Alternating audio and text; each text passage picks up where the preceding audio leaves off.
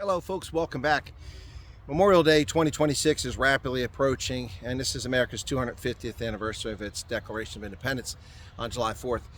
But at the end of May, we celebrate, or commemorate, I should say, Memorial Day.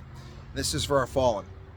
Every year in communities across America, veterans, their families, their loved ones, members of the community, go out into local cemeteries wherever veterans are buried and place U.S. flags at their gravesite in honor of those who served in uniform. Not just those who've fallen in combat, but those who serve in uniform and are no longer with us. They passed on.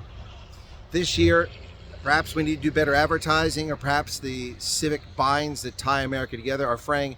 I'm not sure which it is. But in the past, we've had like 40 people show up to do this. Perhaps we're just not advertising well enough.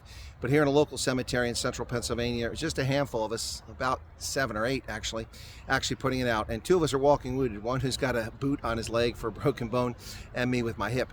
But nonetheless, we come out here to honor our veterans. And in this cemetery, there are veterans from the French and Indian War in the 1750s, the American Revolution, the War of 1812,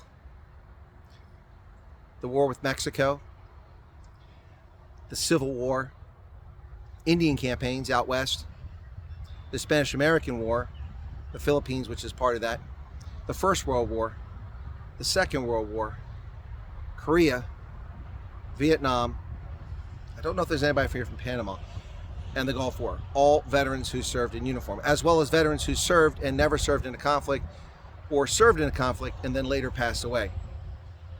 So here we're out in this part of the cemetery where some very old gravestones are, and in this area around me we've got folks going back to the 18th century who are buried here, and we honor our veterans each and every single Memorial Day with this effort to put flags out. Flags provided by the Veterans Administration, and veterans, their families, their friends, loved ones, and community members across America go out to cemeteries and place these flags. Here you can see a small sampling, a local cemetery. Each of those American flags represents a former service member, someone who served our nation in uniform.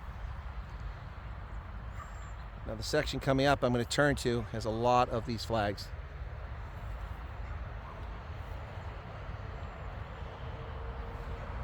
See some over there in the distance.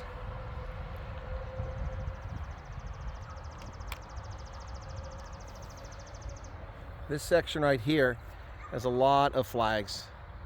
Some of the oldest stones in the cemetery, you can see like those stones right there from the 1700s and early 1800s.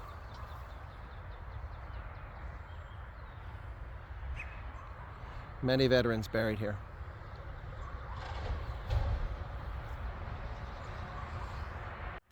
As I said, every year for Memorial Day, this is what we do to honor our fallen, whether it was in service in uniform or they've since left this earth.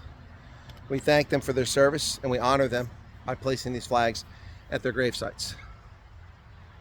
I encourage more Americans to return to a spirit of patriotism and love of this country, and ask that they come out and join us at next year's event. Also on Memorial Day, the veterans of foreign wars do honor ceremonies at each of these cemeteries. We go out in the morning with a rifle team,